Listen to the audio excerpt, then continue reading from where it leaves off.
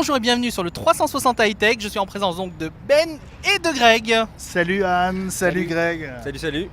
On est au premier jour officiel de ce CES 2012. Effectivement, ça Anne. vient d'ouvrir ce matin même. À 10h, les portes sont ouvertes, édition 2012. On attend 150 000 personnes, on est 3. Au moins. On contribue. Exactement. Non, pour info quand même, au niveau des journalistes, on parle de plus de 4000 journalistes venus du monde entier. Ouais. Donc c'est quand même quelque chose d'assez énorme. Ouais. Et là, comme vous pouvez le voir, on est juste au niveau du logo du CES, logo emblématique de ce salon. C'est un des endroits où on se fait prendre en photo quand on a la chance de venir ici. Les amis, alors on va vous montrer ce qu'on a en face de nous comme spectacle, ce coucher de soleil qui est en train de passer entre les deux hôtels magnifiques que sont le Wynn et le Encore. Voilà. C'est la fin de la journée ici. On a passé cette première journée à Vegas. On a découvert les premiers stands de ce CES 2012. On va vous en donner un premier aperçu. Alors évidemment, on n'a pas tout vu. Loin s'en faut parce qu'on a dû faire quoi, le hall central. Alors pour info, il y a quand même 3 halls. Ouais. En termes d'espace, c'est comme l'IFA, c'est ça Greg? Voire un petit peu plus grand, je crois. Ouais. J'ai entendu pas loin de 40 terrains de football en superficie. Ouais, en gros, ouais. Grosso modo. Grosso modo. Sachant qu'il y a des très grands stands et évidemment des tout petits stands. Alors, on va vous montrer à la fois les grandes nouveautés, les produits majeurs, et puis on va aussi essayer pendant cette semaine d'aller voir les petits stands, de trouver les pépites. Aujourd'hui, on va mélanger déjà un peu des deux. Alors, on va commencer par peut-être les télés, parce que c'est un des sujets qu'on attend le plus ici Tout à fait. à Vegas au CES. Alors, les écrans OLED ou les nouvelles technologies LED, justement, c'est l'un des sujets de cette année. On commence avec lequel de vous deux avec qui a Greg, vu Greg a tout vu. la télé Il a OLED tout vu, de si. chez LG, Greg. Ouais. Donc la télé OLED, donc l'OLED, nouvelle technologie du futur pour les télés selon les constructeurs. Ça sera la suite donc du LED qui est maintenant assez implanté et peu cher. Donc le LED est pour le moment très cher. Et LG a présenté une télé 55 pouces OLED, donc qui est également 3D, donc Smart TV du constructeur coréen, et qui est très très bluffante de par sa qualité d'image, ses couleurs et aussi son épaisseur, qui est quelques millimètres seulement. Alors, on l'avait découverte avant-hier à la conférence de presse de LG. Vous l'avez vue de près, j'ai pas eu le temps d'y passer. Anne, quelle impression elle t'a fait? Elle est belle, télé non, il faut le dire. Ça. Allez, je peux le dire parce que je suis pas très LG jusqu'à maintenant. Depuis quelques années seulement, je commence à apprécier la marque, on va dire en termes de design. Et c'est vrai que là, en termes de design, la LG fait très très fort. Le bezel, donc le cadre qui est juste autour de l'écran, est tout fin, donc qui fait moins d'1 centimètre. Bon, vous allez le voir en vidéo. Sauf que quand vous le verrez en vrai, vous allez être encore plus impressionné, oui, tout à fait, parce que c'est vraiment impressionnant.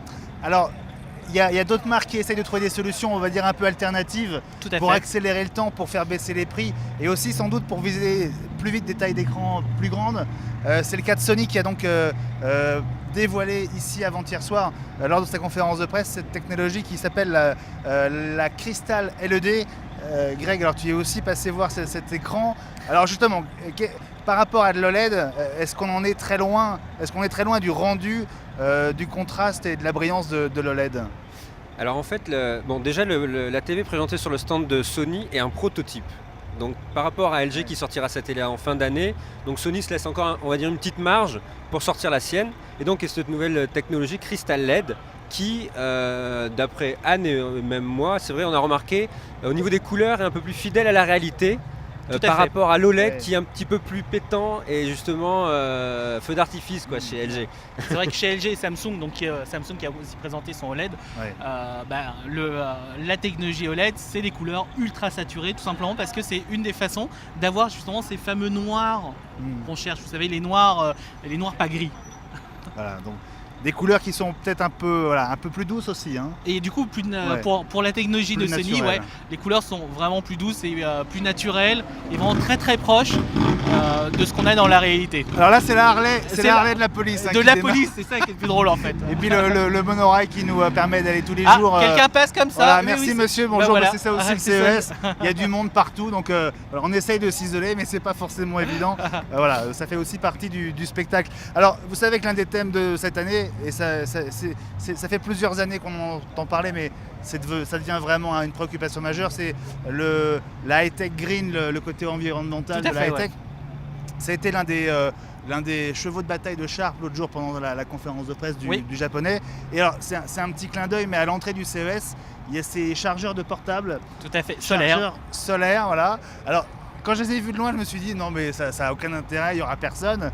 Et pourtant. Voilà, dès les premières minutes ce matin, il y avait déjà du monde, il y avait déjà des gens qui avaient sans doute oublié de charger leur portable cette nuit. Il n'y a pas que ça, hein. Il faut savoir une chose, c'est qu'ici le réseau, j'ai pas envie d'insulter AT&T, mais le réseau est catastrophique. C'est-à-dire que votre portable, votre smartphone ou votre tablette 3G passe son temps à essayer de se connecter.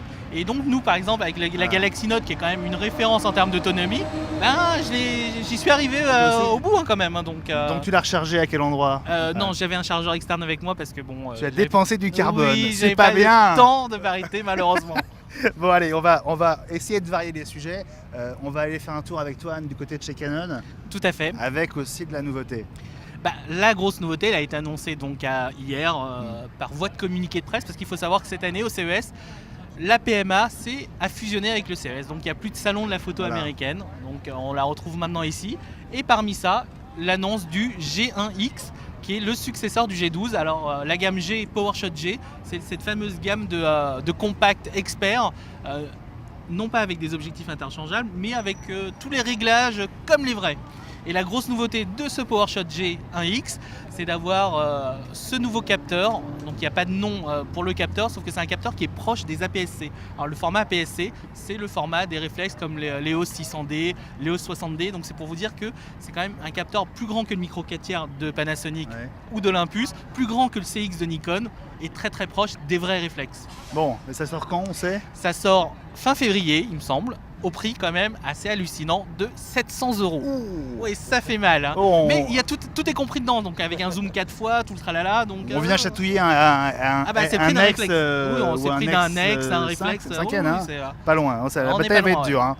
Alors moi je voudrais vous montrer quelques images, c'est un clin d'œil, mais vous savez qu'il y a un an pile ici, on annonçait le lancement au mois de septembre du coffret Star Wars Blu-ray. Tout à fait. C'était déjà sur le stand Pana, c'était déjà avec la Fox, et rebelote, cette fois c'est le coffret, l'intégrale James Bond qui arrive en Blu-ray. Alors les précommandes ont ouvert aujourd'hui et pour l'occasion, alors c'était pas Dark Vador, il y avait plusieurs des metteurs en scène des James Bond qui étaient ici. Et il n'y avait pas les James Bond Girls non plus. Si, il y avait deux actrices de James Bond, dont une que tu vas reconnaître parce qu'elle jouait dans le tout dernier si je ne me trompe pas, mais je me souviens plus du nom de ce James Bond. C'était quoi? C'était Quantum of Solace peut-être? Quantum of Solace, c'est ça. Je crois qu'elle meurt assassinée sur une plage en République dominicaine, si je me souviens bien, enfin quelque chose comme ça. Bon, elle était évidemment très belle et elle était très bien habillée, vous allez le voir dans les images qu'on a tournées avec Jorge. Voilà donc les James Bond intégralement en Blu-ray, c'est pour les prochaines semaines. Tout à fait. Et les précommandes sont ouvertes, c'était l'un des événements du jour ici au CES de Las Vegas. Voilà, c'est fini pour ce premier jour du CES ici à Las Vegas. Deuxième quotidienne, on se retrouve demain, jeudi, ici, pour vous raconter à nouveau tout ce qu'on a vu dans les allées du salon. À très vite sur Technologique et sur le Journal du Geek. Salut à tous. Salut. Ciao.